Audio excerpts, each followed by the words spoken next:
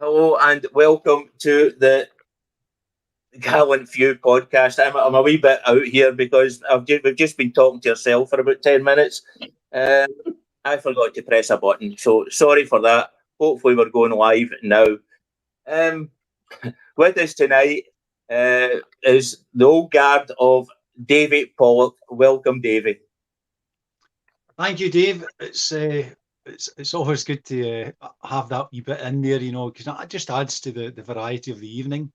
So no, well, good to get back and discussing Rangers and having a wee look at some of their potential signings and kind of having a look at some of the guys who've already got. So it's exciting times for us. We're kind of looking forward to it, and the transfer window hasn't even opened yet, so it's good to get looks like hopefully the majority of the business done early and get these guys in the door from day one in pre-season. Yeah, it certainly is. And our second guest tonight is Bill. Welcome, Bill. Thanks for coming on. Thanks, Davy. Thanks for having me on. And yeah, looking forward to talking about some transfers and possible players coming in. There's some exciting names, and we've already had a couple of signings, which is good. I think it could be a very exciting season next season. Yeah, it certainly can. No, our last guest for today, but certainly not the least. Over from the comment section for our first podcast. Hopefully, it won't be the last one. Hopefully, she gets to like it and is on more often. Is Shona McLean. Shona, how are you? I'm very well. I thought it was me that was going to be making mistakes tonight, but you've taken my place already, David. So happy days. I'm up for that. No, it's it's really good to be here. Thanks for having me. I'm looking forward to talking everything and anything about Rangers. And looks like not only Nicola Sturgeon's made an arse of it tonight, huh? Yeah, well, I'm famous for it. I'm well known, not just for the podcast. I'm famous for it all over my life. Anyway, no, as normal, we're on Facebook, Twitter, and YouTube live at the moment, and on Acast and Spotify. We'll be on after the podcast finishes. To start tonight, we're going to get into the subject that's sort of the big topic of today is the John Souttar injury. I'll come over to you first, Shona, as you're the newbie. Again, seemingly he's going to pull out of the Scotland squad because of an injury. What do you make of this? Well, if it's another ankle injury, then I'm obviously concerned about it because the last ankle injury he had, he was out for most of the season, only just returned there. So, and he was on good form. So, I would hate him to obviously this injury to be more bother with only pre-season 4 weeks away. So for me, as I like to say that I'm not very keen on Rangers players obviously playing for Scotland, mainly because anytime they go away, they get injured, they're out for months. So, and for me, he's probably Scotland's best centre back. Yeah, well, lad, you look very nice in your new Rangers shirt, Shona. So glad you've got that in there. We're all stuck with these old ones just now. Davy, oh look, I've come around everybody with this one because it's such a big subject. What do you think of this Souttar case? I'd rather we just stayed away from it. I would just John Souttar and Ryan Jack would just stay away from that. The Scotland setup. It's for me personally, and the Rangers fans that I go to the game with offers us nothing because we've when Ryan Jack's going to play for Scotland and it happens to be at Pittodrie, and that's the invitation for the Aberdeen fans to abuse him. Now, I'm not for that at all. It's and particularly if Rangers and it has happened to Ryan Jack and it's now happened to John Souttar where Rangers players are getting injured and it's impacting Rangers. With the inclusion in the Scotland squad, I'm not for it at all. But I think there are other opinions, but I think I would stick my neck out and say that the bulk of Rangers fans would quite happily see the back of the whole lot of it. Yeah, well, we did discuss this on the Daily News, and you did say that you think it could cause a lot of trouble amongst the supporters and probably the management group letting players go. Of course, you can't. The club can't stop players going to play for Scotland. The FIFA, I think it is, they just have made a rule that clubs have got to let players go.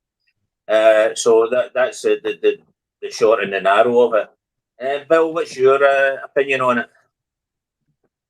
Yeah, well, we talked about this before, obviously, and I don't want to see Rangers players getting injured playing for Scotland. I don't really have. I'm relaxed enough about players playing for their country. But with Souttar, he was one of our best players towards the end of last season.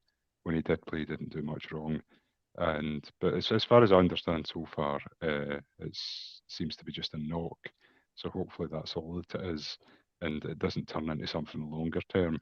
But I'd be gutted if we get to the start of next season and he's not available because he's picked up an injury.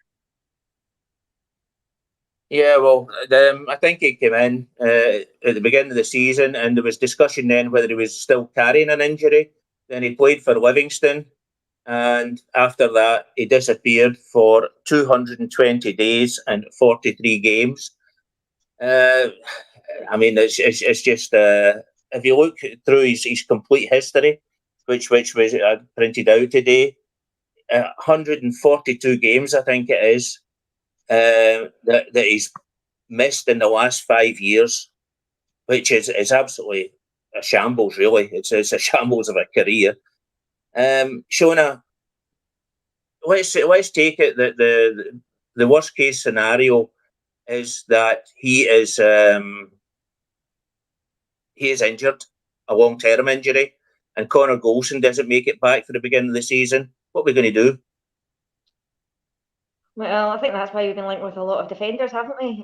Seems to be, like I thought a couple of weeks ago, it'd be all the way about forwards, like of Morelos leaving, obviously Cholak not being able to cut it, and obviously Roof, but looks like we've been linked with a lot of defenders. Trusty, now obviously Hansel we'll be speaking about later on, and obviously that might mean the last for Davis as well. So at the moment that's who we've been left with is Davis at centre back. So it's a bit of a concern, but maybe that's the reason why we've been linked with a lot of these kind of youth centre backs and can play more than one position as well. So yeah, we'll just need to wait and see who we bring in the transfer window, but that seems to be the way that we're going at the moment.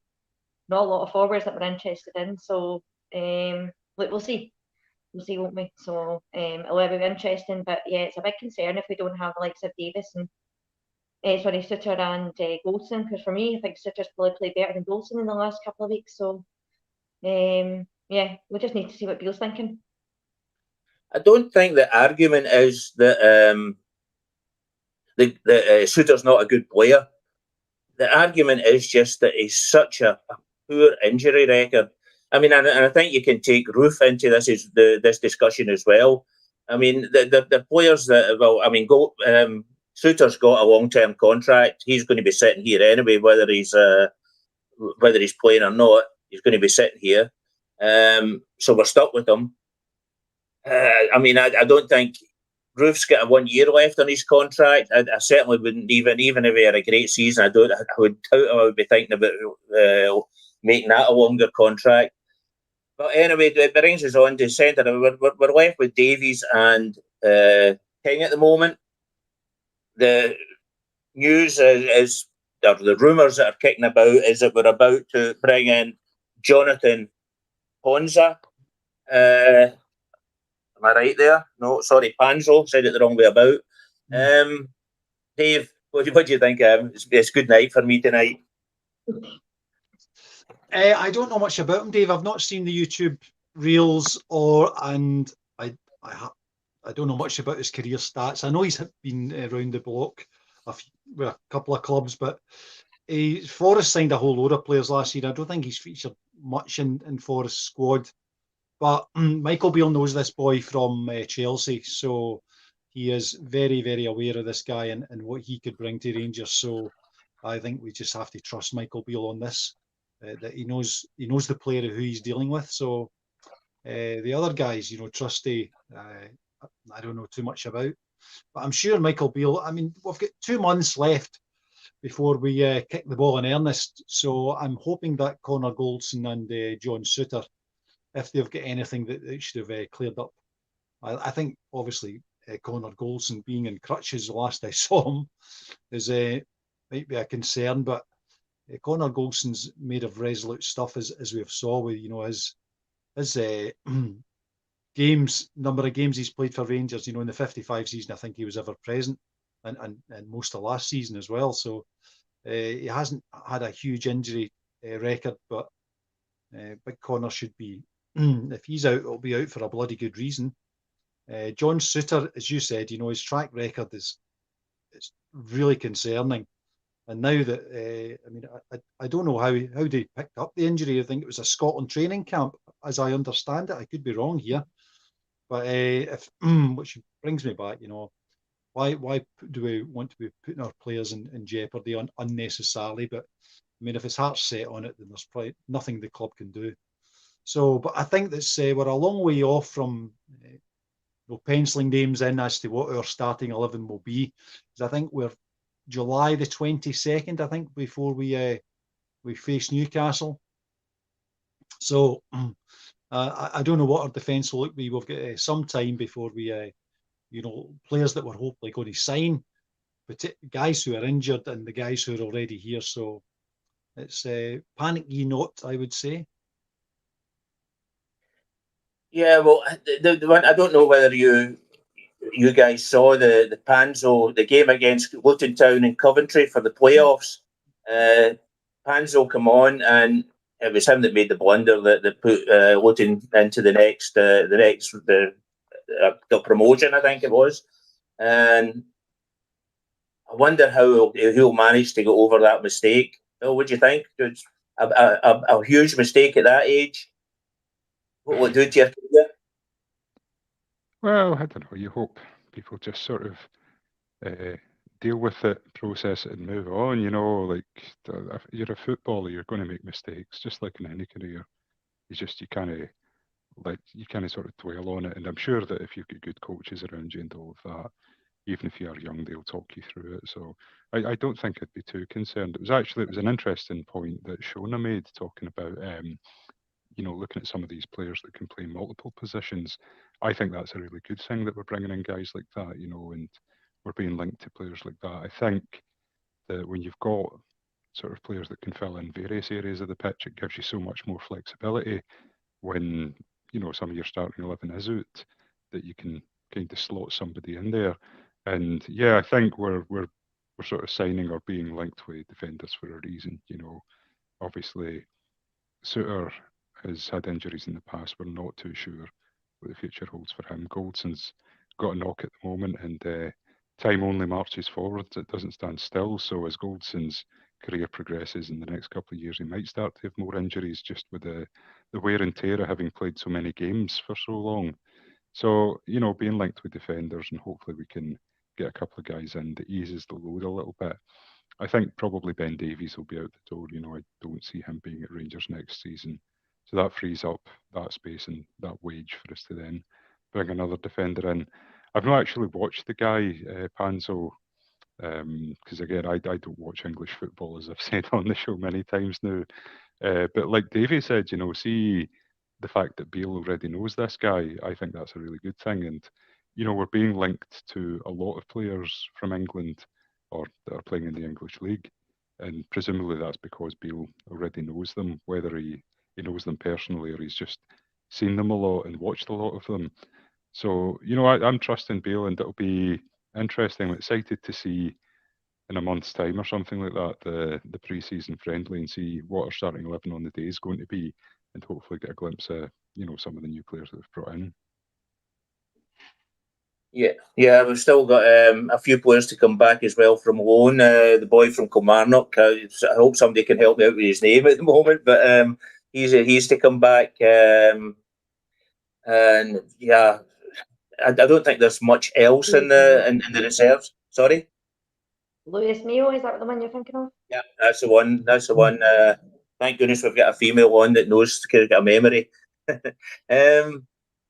Lewis Mayo, he's still to come back from Kilmarnock. I would imagine Beale will give him a chance in training to see what he can do before he's either loaned out again or moved on permanently. I would imagine it would be now, because at his age, I doubt if keep loaning him out will be the good strategy for Rangers on a whole. The other name that was mentioned, what Davy was mentioned there, was Austin Trusty.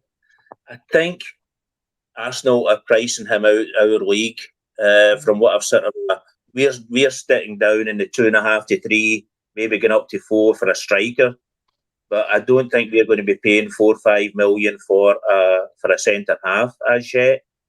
I think we're getting priced out of that game, Davy. I know he was one of your favourites at the time to come in, but I don't think it's going to happen. Well, I don't think the position should matter in terms of how much we're paying. We should be paying for quality. If he's going to be value at that sort of money, and the money that we pay is kind of reflected in the quality of the player that we get, then I wouldn't be balking on paying £5 million for a defender, because defenders are as important as goal scorers. They're all important. So if he was the correct quality, then we should not be shying away from paying the money that is required to get that level of quality. So, I mean, even if it's sacrificing, bringing in a couple of £1.5 million players, £2 million players, because when you compare the transfer market we're operating in, with the transfer market of the English Premier League as a whole, I mean, we're very much at the bargain basement end of things, so we're bumping about £2 and £3 million players to sign players from Premiership clubs. These guys are on the fringes of not even the reserves, probably their academy that we're dealing in. So, and that's just the reality of things. So there's not much we can do about that. If we're going to go to the English Premier League and shop for players, then we can expect to pay serious money for even modest levels of quality, never mind proven campaigners.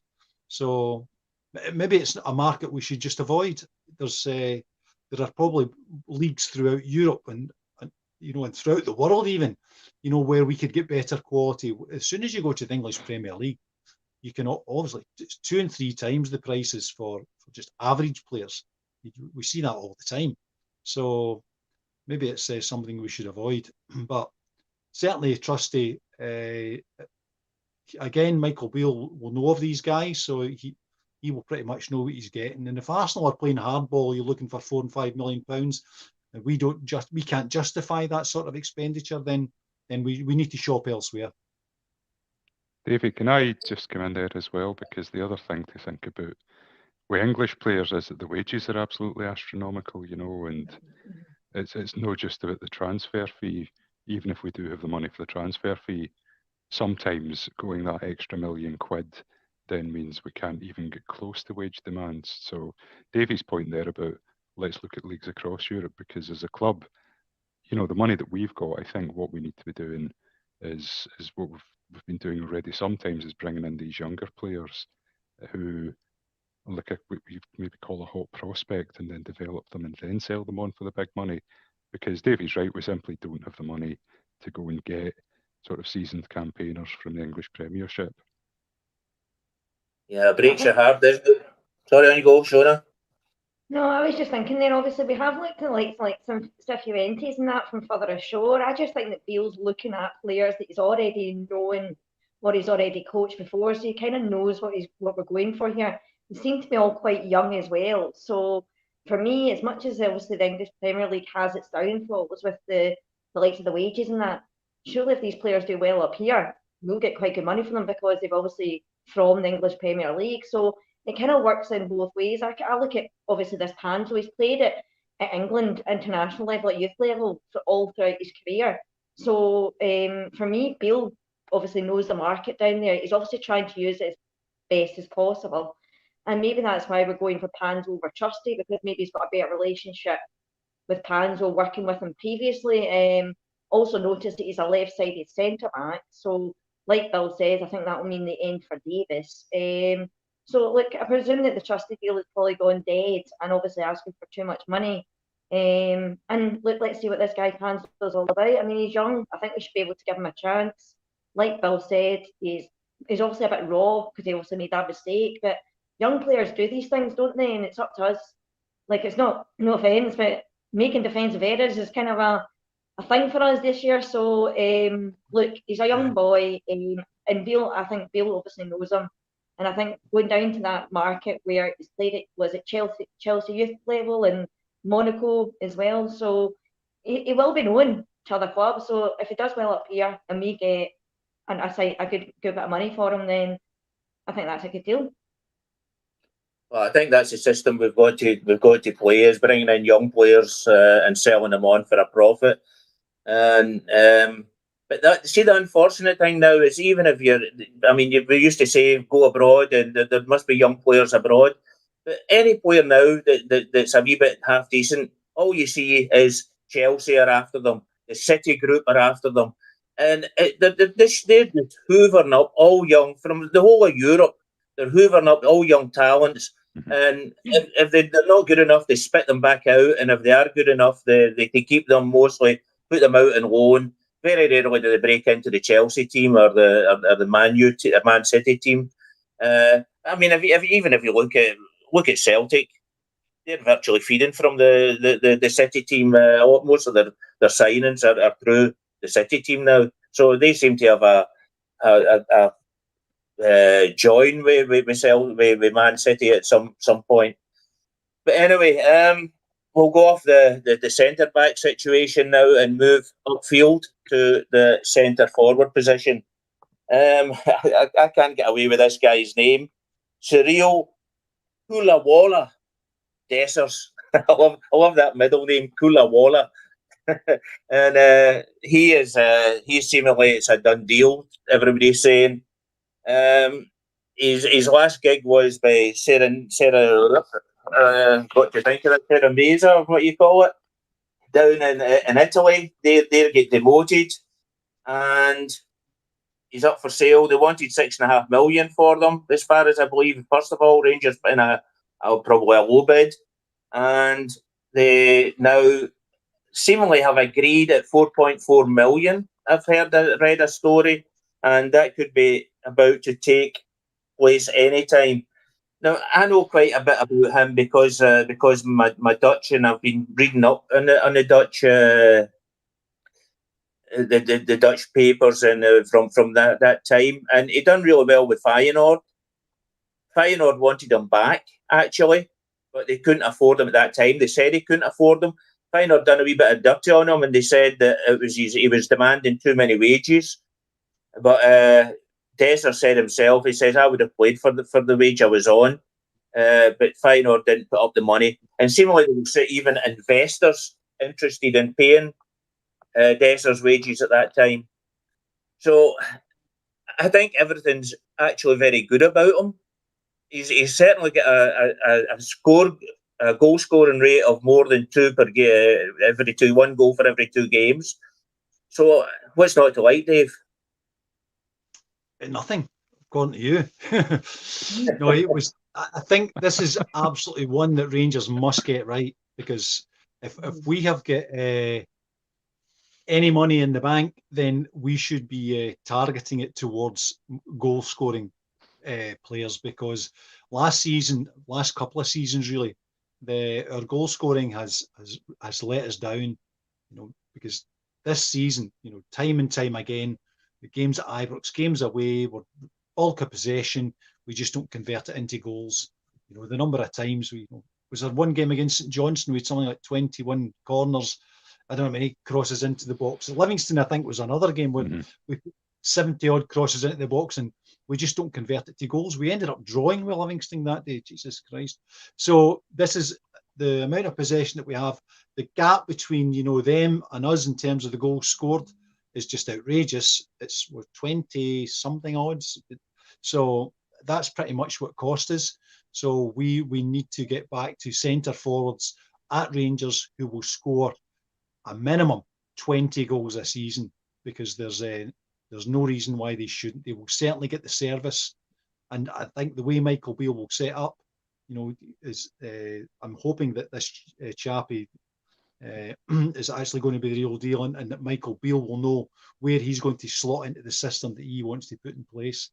So, I mean, even to the detriment of defenders, our absolute signing priorities must be goal-scoring strikers, attacking midfielders, or at least midfielders who can contribute maybe even 10 to 15 goals, even 10 goals a season would be better than what we've been doing recently. Mm-hmm. So I'm sure he's aware of that, but we cannot afford to get this one wrong because we need goals, and we have for a couple of years. Yeah, well, I mean, in his past, he's definitely been scoring. I mean, I'll take it from his time when he went to Holland. He didn't do that brilliant in Belgium in the beginning, but he would have been young. Nat Breda, he played 36 games and scored 22 goals. And then he moved on to Utrecht, and it's not quite true here what the figures I've got. It says here he got 40 goals, 40 games and 12 goals, but that's not true because that was actually in the time of Corona, and he was actually given a share of the goal scoring trophy on 15 goals. So he scored 15 goals that season, and that was the season that was disrupted. The one that sort of was a strange sort of a league system here that was in Scotland. It was the league was given to somebody who didn't deserve it, or something like that. I think I remember something about that. And normally to get against Genk, he didn't really. Then he moved on to Feyenoord, and he scored a good few goals at Feyenoord, and he came off the bench quite a lot, and he always seemed to score in the winner in the last few minutes for Feyenoord. And then last year with Cremonese, obviously relegation team, scored 6 goals. You're not going to score 20, 30 goals in a relegation battle, are you, Bill? No, you're not. I loved how you got your tongue around his middle name, Davy. That was just class. Beautiful to behold. Yeah, you can't judge a striker on the team that he played for getting relegated last season. You can't look at the number of goals he scored there. So for me, I'm still a big fan of Antonio Cholak, but does he fit into Beale's system? I don't really know. What Davy said is right, though. We need strikers that can score goals. You can't have it next season that your right back's your top scorer again. It's not sustainable for a club like Rangers. We need to be banging in goals, and we need our forwards to be doing that. So this boy, I've seen his highlights and stuff on YouTube. I don't know quite as much about him as you do, Davy, but from what I've seen, I'm really impressed. He's a strong player, can take the ball on, all of that. So hopefully just what we need, and hopefully comes in. Yeah, that's the one. I mean, I've been asking around as well, my mates, what they thought of him. The one thing they said, I mean, I've watched quite a few films of him as well, and Dutch films of him, and he's certainly strong on the ball. He's got a good shot. He can hit with both feet. And the only one thing that everybody sort of seems to say that he's not very good in the air. He won't score a lot of goals with his head. So that's the sort of a rundown on him. But I mean, certainly his goal average isn't to be talked about. I mean, it's fine. So moving on, and just a scene here that he's also friends with Calvin Bassey, Leon Balogun, and Joe Aribo, so they might give him a wee nod to what it is like at Rangers. Name that's cropped up in the last few days, Shona. Take it you've heard about it. You follow the Daily News. Sam Lammers from Atlanta. Now he's a player that he was brought up with PSV youth system. Then he came into the PSV first team, and PSV were wanting to offer him a new contract, which he accepted verbally. And then all of a sudden, when it came to signing the contract, he turned around and he says, "No, I'm moving to Atlanta." And PSV were absolutely mortified. They were absolutely furious at him, and they blame his agent for it. But anyway, it couldn't help them because he hadn't signed. So he moved to Atlanta. Now, his career hasn't been that great since then. He's not really played for Atlanta a lot. He got moved out on loan to Eintracht Frankfurt, I think it was. And obviously Sampdoria was the last one. What do you think of this? I'll tell the one thing I'll give you, Shona, before you answer, is it's a player with a lot of potential who was at one time a £10 million player, but it's sort of disappeared. Well, for me, it's the end for Tolak if Lammers happens, because they're two kind of similar players in my eyes. I think with Lammers, he kind of reminds me, watching videos of him and YouTube videos of him, of Jelavic. Kind of slightly like, he's very, very calm, he's very composed on the ball. He doesn't really have that much pace. He's good with his head. Scores a lot of headers, which obviously will be something we're looking at, obviously going forward. So I think he's an upgrade on Cholak. So for me, he's probably have to go out the door. Now him and this other guy, is it Dessers? They're now both like hitting like middle 20s, late 20s. So for me, they've got to be the finished article coming at the Rangers. They've got to be the finished article. They've got to come in, hit the ground running. It's not like if we get this Josh Madja, who's maybe a player that can slightly develop at 24. I think when you're hitting 28, you've got to be the finished article at that point. So I'm just hoping, obviously, Beale has got, obviously knows this player as well, obviously from out in Italy a few times, I think, for these rumours that came about. So now we know the reason as to why he was in Italy at the time. He looks like a good transfer fee. Was he an internationalist as well, hasn't he? He's been an internationalist as well. So, like, for me, I think it's actually quite a good signing. I quite like the look of him. What I've seen, he's got kind of a wee bit of skill, a wee bit of trickery about him as well. But I don't think he's going to be a number one. I don't think he'll be like the out-and-out number one striker. But I do think he'll probably be a replacement for like Cholak. And that's the way I'm looking at it. And just had a wee message there to say that my 9-year-old nephew is watching us. So it's great to see that, obviously not just the older ones, the young ones, Maria, are watching us. So like here, thanks very much for watching me. So yeah, happy days. So we'll see what happens, obviously, with these transfers. But for me, at that age, they've got to be the finished article. They've got to hit their ground running when they come into Rangers. Because we won't get that much of a sign from them, I don't think, at that age. Yeah, well, I mean, I've seen him. He's certainly got a lot of skill. Goal scoring, I'm a wee bit more or less favourable for him. I sort of put him more than Ryan Kent. I think he'll score more than Ryan Kent, but I sort of put him in that sort of he's got the trickery of sort of Ryan Kent, although he prefers to play through the middle. And here's me the whole podcast trying not to mention Cholak because Davy's so upset with Cholak that I've been trying not to mention him. Davy is Lammers the replacement for Cholak. I'm tempted to say no, but he probably is because I think it's Shona says that we cannot afford to get this wrong. As I said, that we need something who's going to come in here and will slip into this team and perform just like Todd Cantwell. Because quite often we'll bring in signings, and we'll get, he needs a pre-season, he'll need 6 months to acclimatise. We don't need any of that. We need someone who's going to be firing from the moment they hit the first team. Sometime kind of late July, early August, we need goals from these guys. So that's what Michael Beale's challenge is in terms of getting us a firing forward line. We need goals from the get-go. So it's not going to be, okay, well, 2 or 3 months to settle in. We don't have that time. We need to fire up from the start, from the first word, from the word go, from the first whistle. We need this to work because too often we've been found wanting in terms of goal scoring. We just do not convert the amount of possession and chances that we create into goals. That has to stop because next year we need to win that bloody league, and getting a firing forward line will help us do that. Some of the other positions I think we could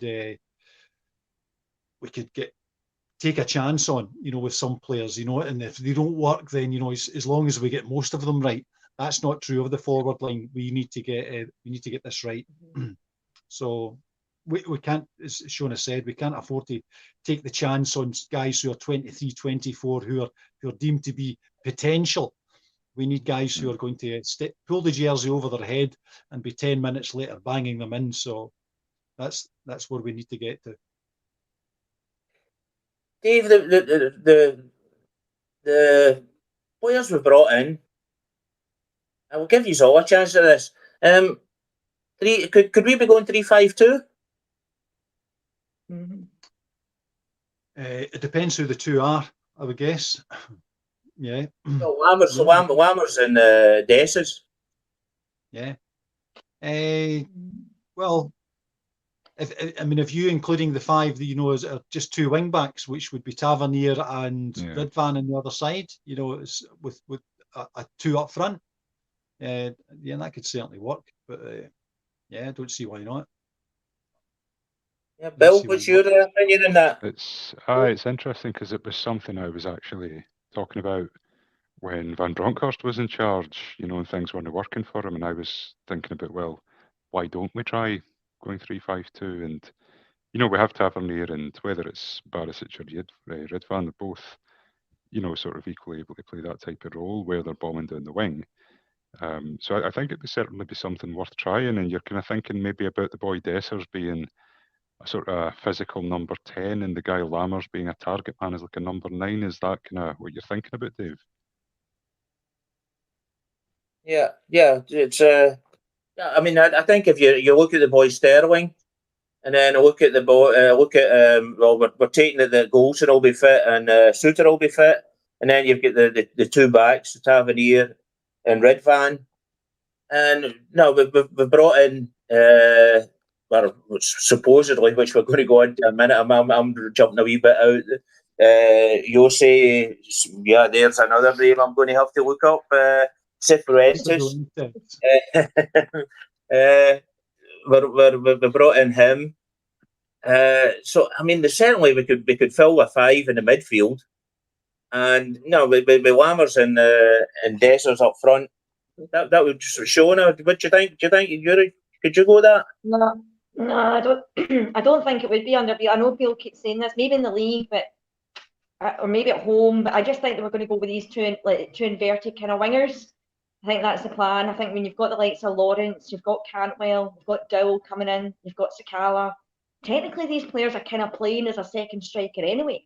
I just can't see us going with two of our strikers and taking one of those guys out of the team. Like, who would you take out? That way. Unless the likes of maybe Dessers comes in from the left or the right. I know we're talking about obviously Josh Maja as well. He can kind of play along those positions, but I suppose that's a headache for Beale. I think the good thing is, though, we're getting these players in that can play a number of positions. So if we want, we can play with two up front. If we wanted to, we can play with inverted wingers.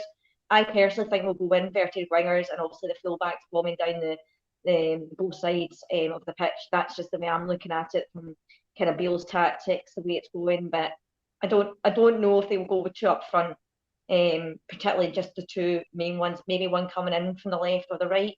I just can't see that under Beale. I know he's been saying it for a while, but we've yet still to see two up front, haven't we? So look at Sakala. Sakala has played kind of more like a striker at times as well, hasn't he, for us? So not for me. But you never know.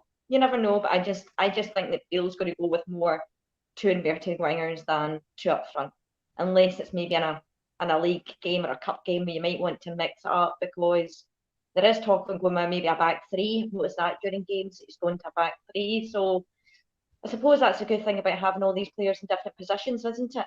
So we wait and see. Yeah. But it's very exciting to talk about it, isn't it? So, but yeah, I don't see two up front, I'm afraid. So I'm going to have to disagree on this one with you guys. Well, the thing that gets me, Dave, is that we brought in Sterling, who's officially a right back, who doesn't score goals. We've got a right back who scores 20 odd goals a season.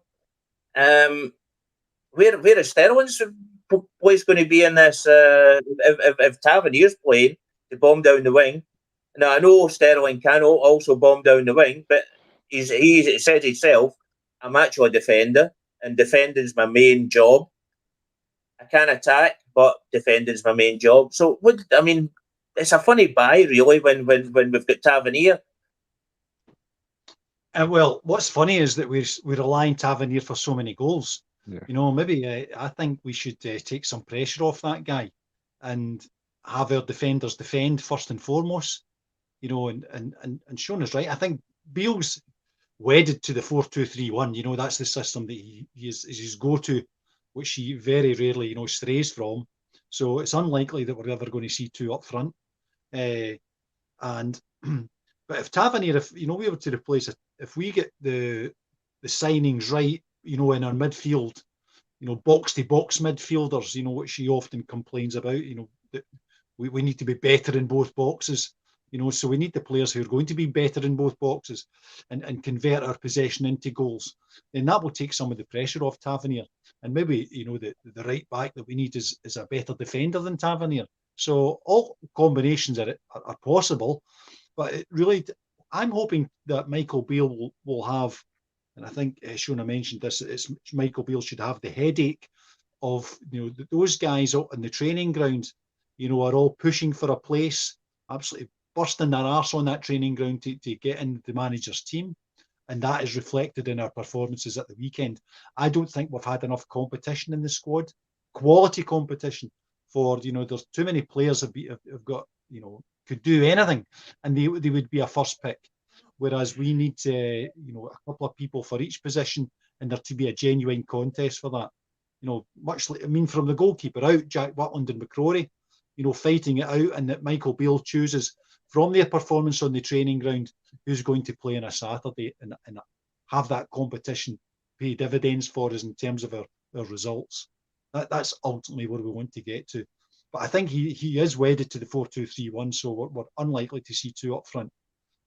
So I'm hoping that, you know, the quality of the signings are going to come in, which are going to push guys like Sakala out of the first team, you know, onto the bench. Sakala will be there as, you know, he'll be the break glass striker, you know, for the last 10 minutes when things are, you know, we're up against a wall somewhere.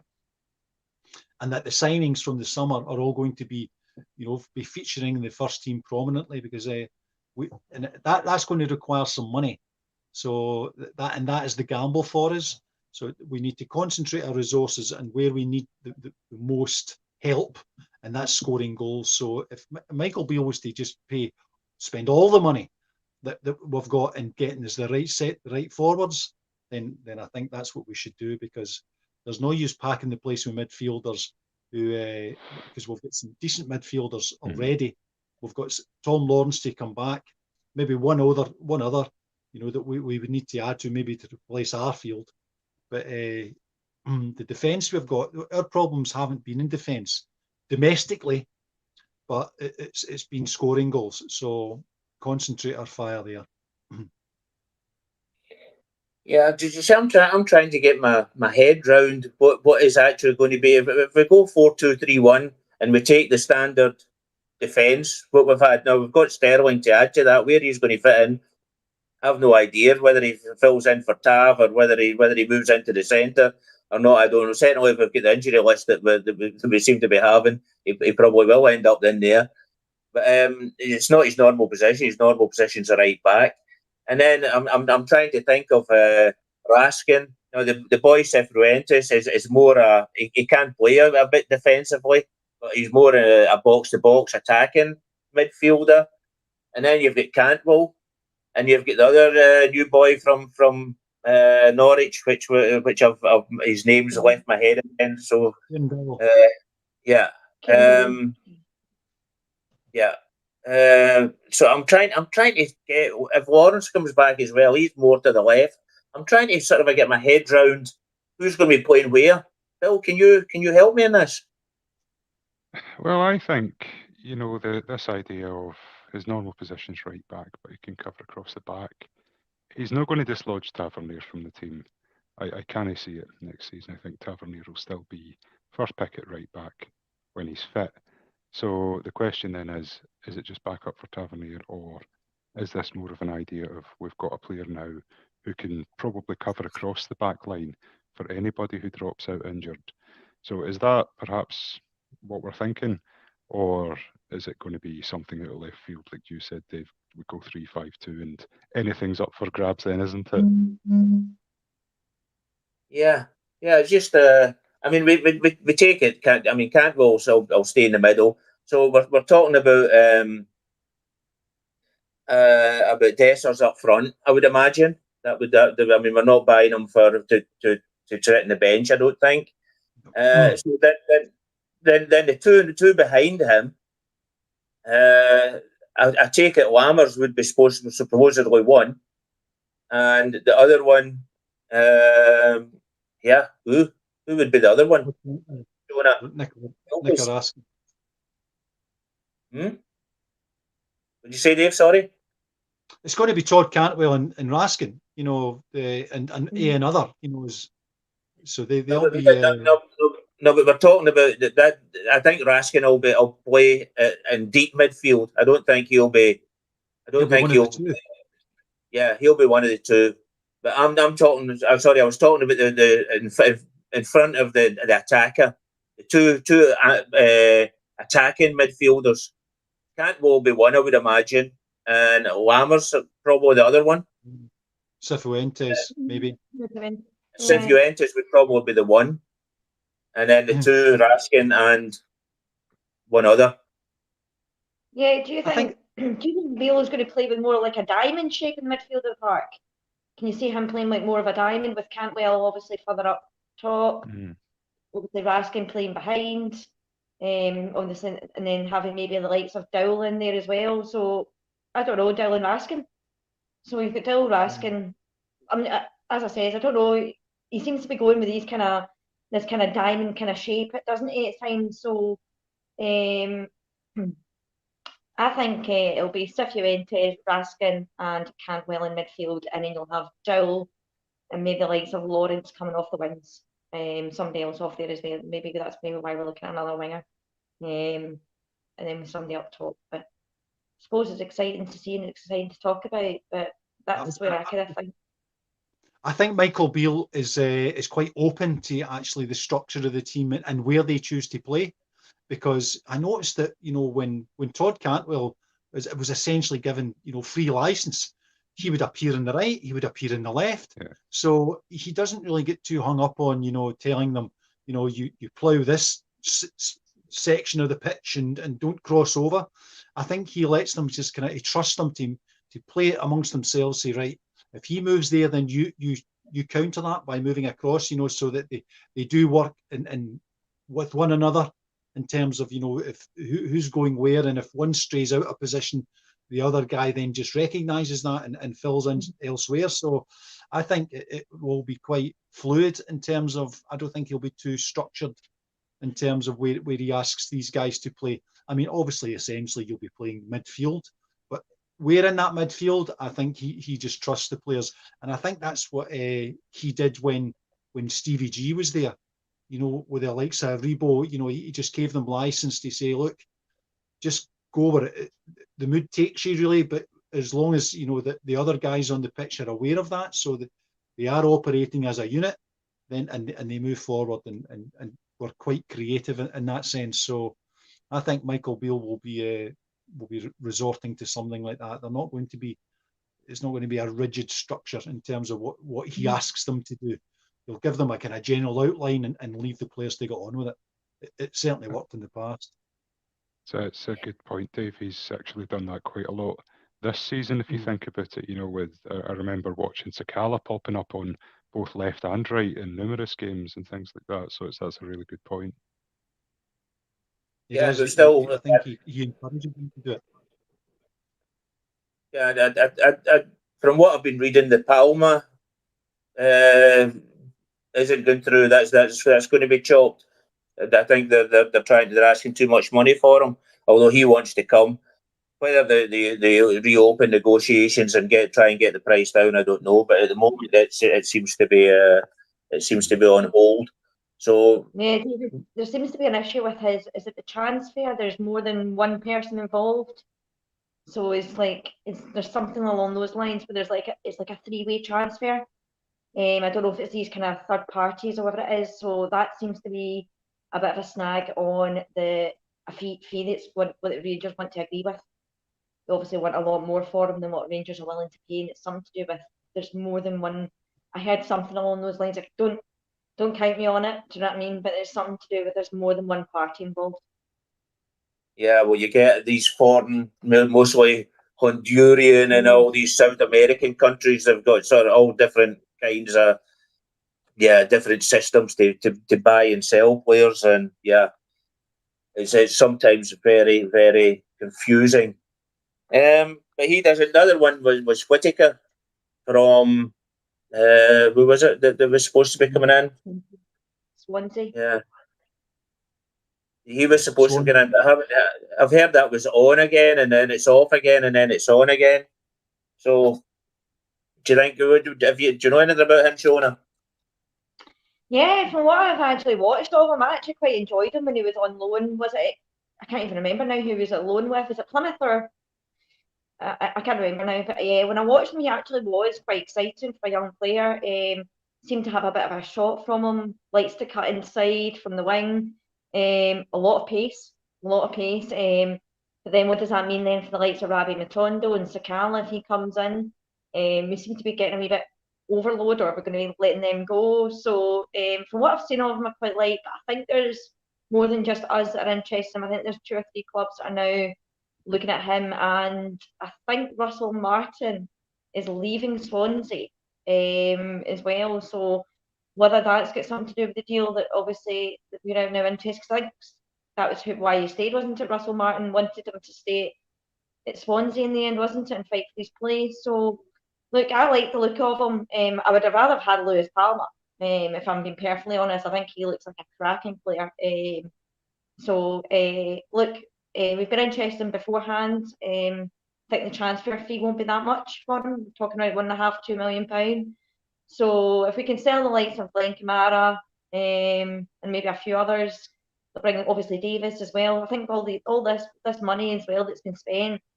If you look at the likes of Raskin, Cantwell, Cifuentes, Sterling, Butland, Dill, they can accumulate maybe a transfer fee if obviously we include Whittaker around £7 million. That's like a great bit of business.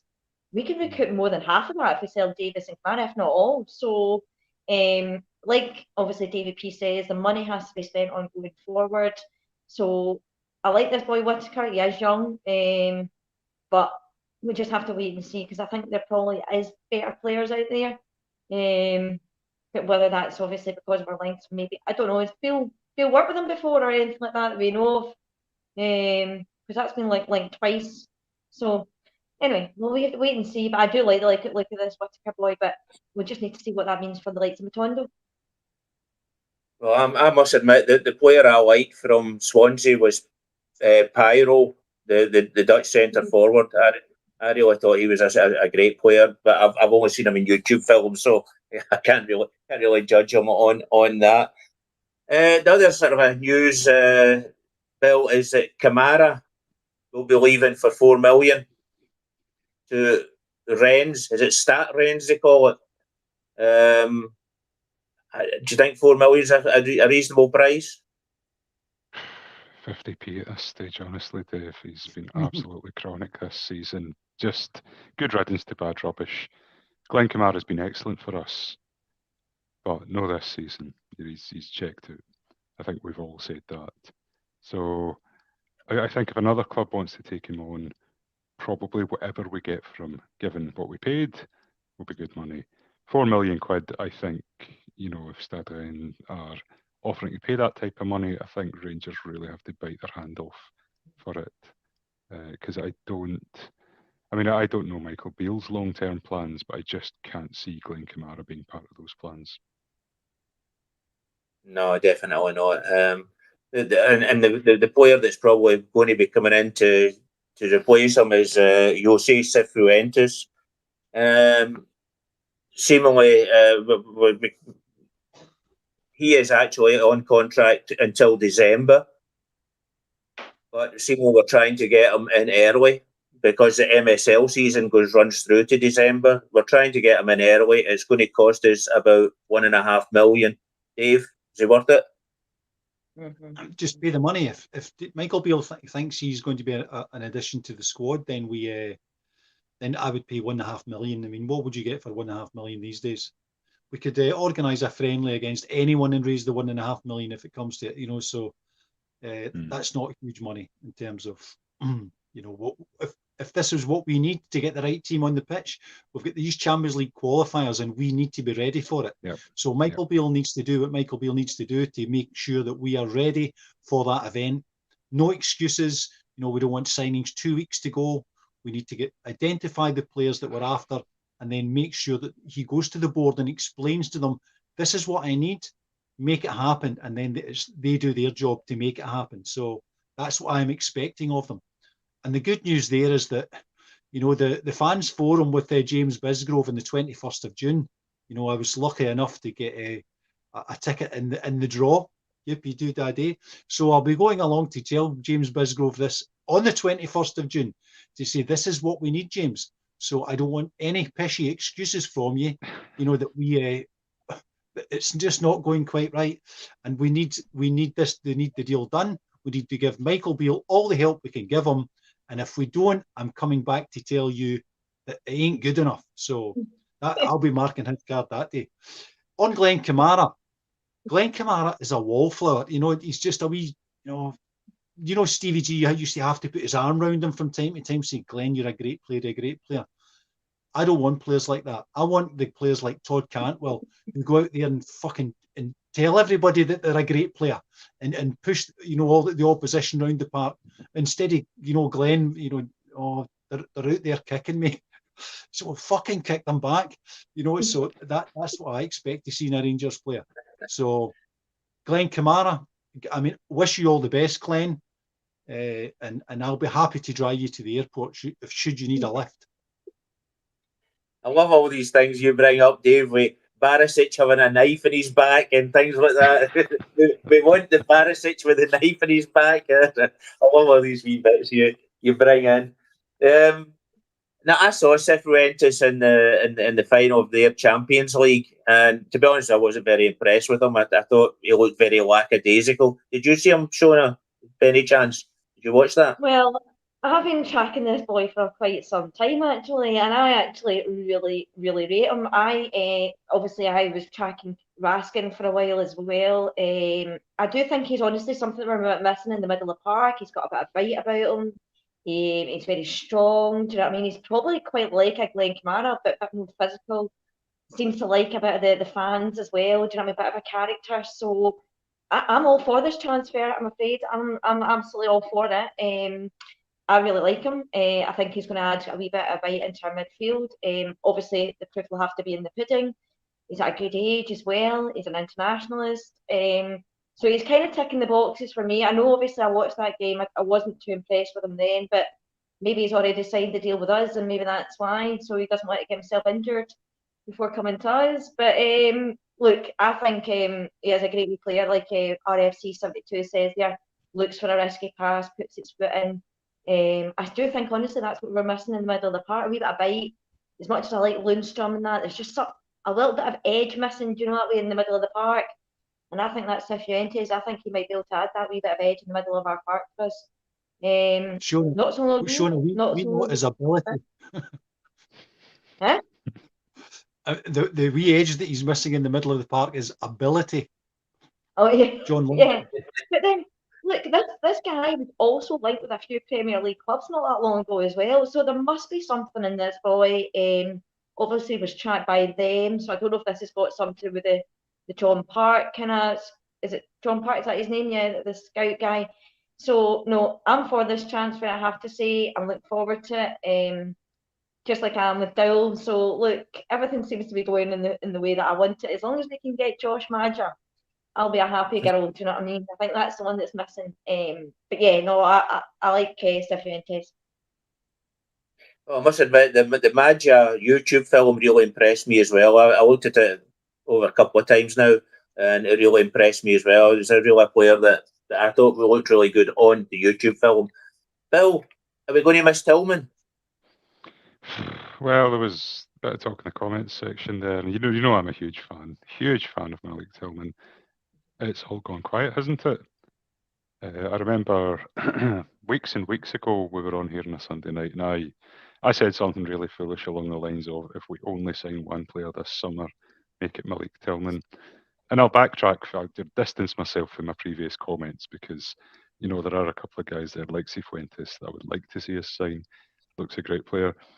Are we going to miss Tillman if we don't have him next season? Yeah, I think we maybe are going to miss Tillman unless we get somebody else in like that.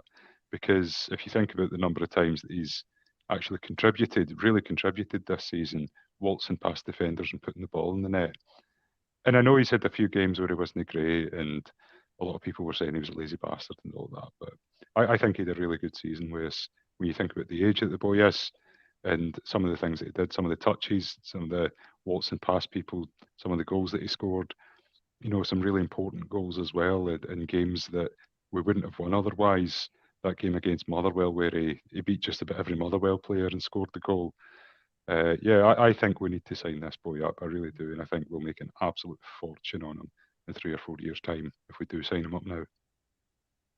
Yeah, I just wondered what's actually happening. I know Bayern have sacked the director of football and they're waiting for somebody else to come in. Whether it's that's the problem, or we can't sign him till July the 1st anyway. So maybe that's just waiting for a date near that. But it's just funny, but we're hearing nothing at the moment. Well, that's us over the hour mark, guys. I don't know. I'll go round and see if any of you, Dave, anything you want to get off your chest. Lots of things, not many of them broadcastable. But what I would like to do is that if bearing in mind that myself and Colin both have tickets for the fans forum, if people could just put in the comments or send us whatever questions you would like us to ask James Bisgrove and his cohorts, then we'll certainly go along armed with that and beat them over the head with them. So just have a think about it. We've got a couple of weeks, but if there are any issues you think we should be raising with James Bisgrove, then do send us a notification of that. We'll draw them all together. We'll go along there with a list of points, and we will make ourselves heard. I can guarantee that. No, and one of the great things as well, Dave, is not only we've got actually a third member of the podcast going as well, and that's Craig.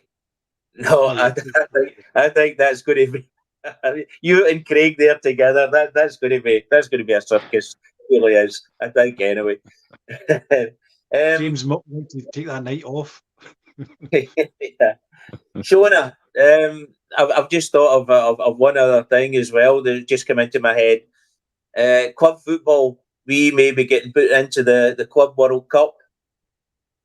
And there's another part of the city that are not very happy with that, I don't think. What's your thoughts on that? Well, I think it's really exciting, isn't it? £50 million right in our coffers and not in theirs. So, no, look, I think a lot of it will depend on Club Brugge and Dinamo Zagreb on their coefficient points. But we are ahead of the game, so let's just see what we can do in the qualifying stages of the Champions League this year. If not, get into Europa League. And if we do get into Europa League, I do think we're probably there or thereabouts to get into this FIFA Club World Cup. But the teams that we could be playing against, like Boca Juniors, Real Madrid, do you know what I mean? These are massive, massive names. And no doubt, Rangers will take 10th, wherever it is. I think the last one was is it Morocco? Is that right? The last one was in Morocco. So, look, I think Rangers fans could easily take 10, 15,000 out there. I think it would be massive. The club puts our name out there again. It takes us back to where we actually belong, isn't it? And that's out there with all these big, massive clubs. I don't care what anyone says, but Rangers are the biggest club that I know. And we'll prove that when we go to that sort of thing. So, yeah, I can see it being massive for Rangers. Massive. That's like an extra stand in the whatever it is. We'll get an extra, put some money into Ibrox that way, but get more fans in there. But no, this is a massive, massive opportunity. And I hope we can actually do it. But is it 32 teams? It's going to get extended to 32 teams. So look, we've got a massive chance. Shona, it's the same format as the World Cup. It will be 8 groups of 4 teams. Yeah, which would be an absolute boon to us, but to be honest. Well, you had some information on the World Cup as well, I believe, that you were wanting to get off your chest. Hi, and the spirit of getting things off my chest. By the way, Shona, my mouth is absolutely watering about it after your description, talking about, how exciting it'd be to see Rangers back where we belong, playing all those teams and everything like that. You've really, really psyched me up for it now. If we better bloody make this. How good would it be, though? We're playing in a competition like that, and the other half of the city just to really ram that down their throats. But as far as I understand, UEFA has got 12 spots in this tournament from 2025. Mhm. And I think it's a really great idea, watching something like the World Cup, but for clubs. There's Chelsea, Real Madrid, and Man City have already qualified for it by virtue of having won the Champions League the last 3 years, I think. So there's still 8 UEFA spots up for grabs. It's based on we're ranking over the last 4 years. So at the moment, as things stand, Rangers would be in, but it depends what happens next season, obviously.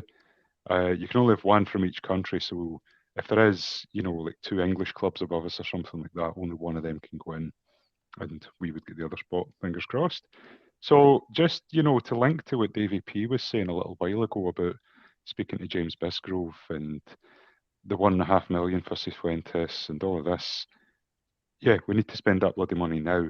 We cannot afford another Malmo next season. We can't afford to go out and have a crap qualifier and, still be in disarray come August and all of that. We need to get the business done now, get the players in, so that in August and in September we can go out and play well in Europe. Maybe go into the Europa after the group stages this year, get a good run and get us to this bloody Club World Cup. I'm really, really looking forward to it now. Yeah, I think you said as well before the show started that for Celtic to get in, they would have to win the Champions League next year to get enough points to do it. So I think we can wave that one goodbye. I think it's about them skipping over us in terms of our coefficient the last 4 years, because theirs is non-existent basically. So the only way that they'll get in, because you can't have 2 for the same country, is for them to actually go and be a Champions League winner. So it's probably not going to happen, if I be honest.